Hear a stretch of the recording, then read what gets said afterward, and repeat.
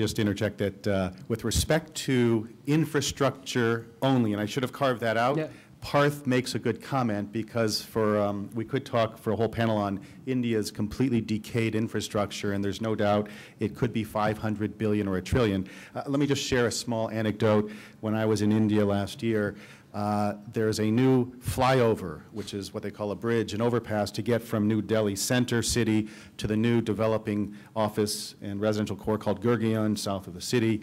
And the connection from the north is there, the connector from the south is there, but there's a gap, about 10 feet, 12 feet. The bridge hasn't been connected. And it was a weekday, and we're driving on of course, the parallel road, trying to avoid the donkeys and the push carts and everything else. It's just chaos, and it's going incredibly slowly. And I'm thinking, how come no one's working on connecting the bridge? It's a Tuesday at 10 a.m. And that's just the way it is because the government isn't getting it done. There's either a shortage of funding, and so there's this brand new 3-lane overpass each direction, but there's a gap and you can't drive it.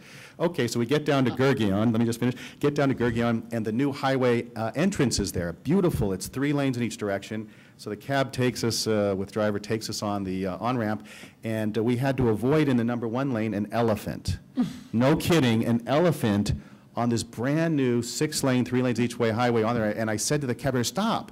And he thought I was a tourist, wanted to get out and take my picture to make an extra $1. I said, no, roll down the window. I rolled down the window, and next to me, the elephant leaned down, looks me in the eye, and I'm in the number 2 lane, and it was a surreal experience. Only in a place like India do you have an elephant with a guy driving. It wasn't by himself. It was with his minder on top, sitting in the carriage there on the top, walking on this new road. I guess he figured it was a nice new road, why not? Anyway, so that's my experience. Infrastructure is a unique need. I was really addressing the non-infrastructure elements of real estate, offices, and shopping centers, and residential projects. And that was my comment on. My comment was not on infrastructure, which is road, airport, and mainly the port itself. Yes. Those are the infrastructure India needs.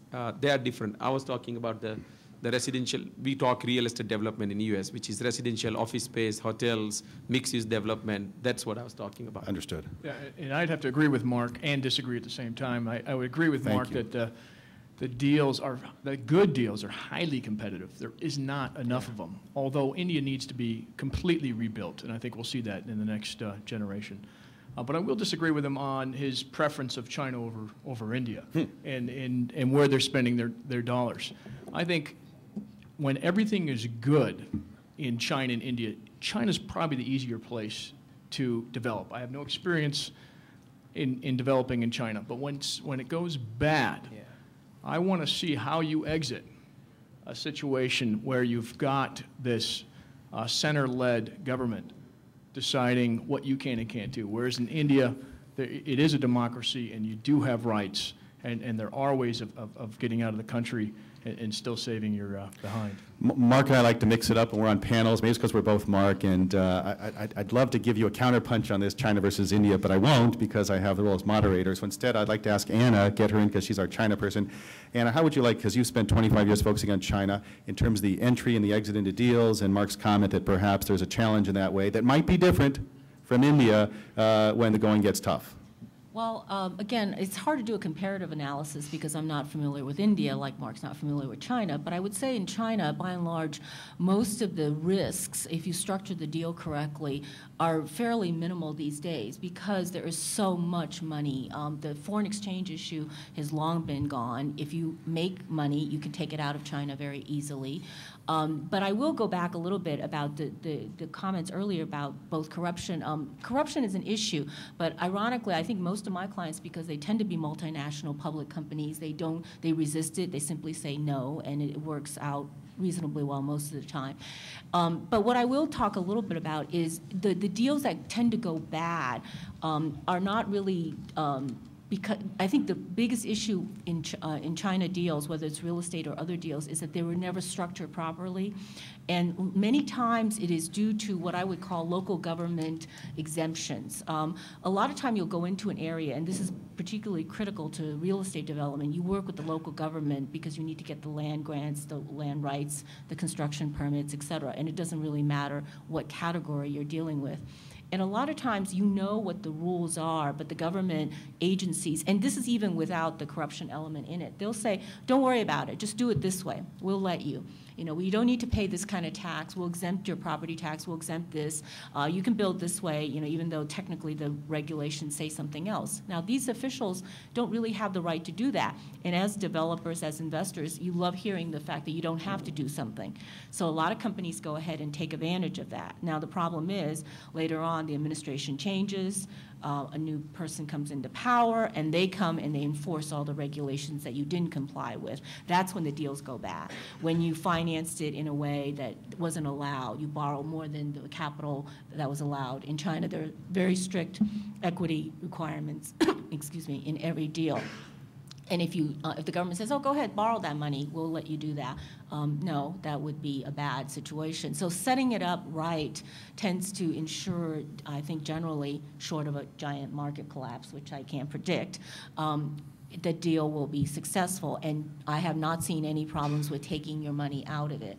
But if you don't set it up right, then the deal can collapse. And then I think the situation is pretty desperate, because legal remedies tend to be, even though I'm a lawyer, tend to be far and few in China itself. And real estate being located in the country, you are subject to the local courts. So you need to be really careful on that front. Interesting. Well, we've got about 12 minutes left. I want to leave a few minutes for questions, but before we do, I just want to ask all the panelists here a question. I'll include myself in that, which is, I think all of us, including, I think, Parth, you said that 20 years you've been in the States, you just moved back to India, and Dilip, I know you're spending most of your time in Florida. So here we are, Americans, flying halfway around the globe to make our living. Why? Let's start. Why can't you, Parth, you want to begin? I'll specifically talk about us. You know, we manage a significant amount of money for different investors, and my primary job, as I look at it, is to find the optimal risk-adjusted return. And as we started looking at the different growth opportunities, the different return-based opportunities, and in the United States, in Western Europe, and we've got investments in Russia, in Georgia, in multiple countries. And what we found was you can find a higher risk-adjusted return even after you throw in all the risks associated with country risk, the different time elongation risk, as well as all the other associated risks. We found the returns are better. Why did I relocate to India? For me, it was a big decision. It was a major decision. And you know, what I found was making the every month trip to Asia was just destroying me. My wife was not a happy person, because I was obviously gone a lot, and we said we got to move. Well, is she happier with you there or here? Okay. Absolutely, I'm here right now. That's another story, but yes. All right, thank you. It's a lot easier that way. Good answer. Charles, I think you used to be in Japan, perhaps? And let's see if the microphone's working. Is it working? Yeah. Okay. Yes. Yeah, I guess I'm a little bit more of the exception. I happened to be in L.A. for my little sister's wedding last week. Brian and I met at Santa Monica, and he convinced me to come over and speak. But normally I'm in London and Singapore, which makes no sense, and that's already a little bit of a stretch. I've been outside of the U.S. for about 16 years, pretty much full-time for Goldman Sachs and others.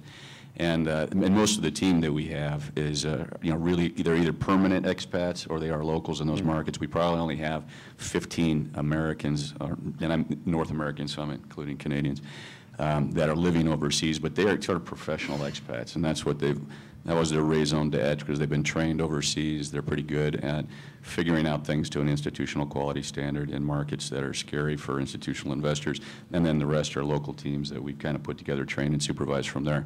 But I mean, why do that core group of management that have chosen to make sort of lifetime exception to not be in their home countries? I think it's all we're a little bit perverted in the sense that we enjoy being in markets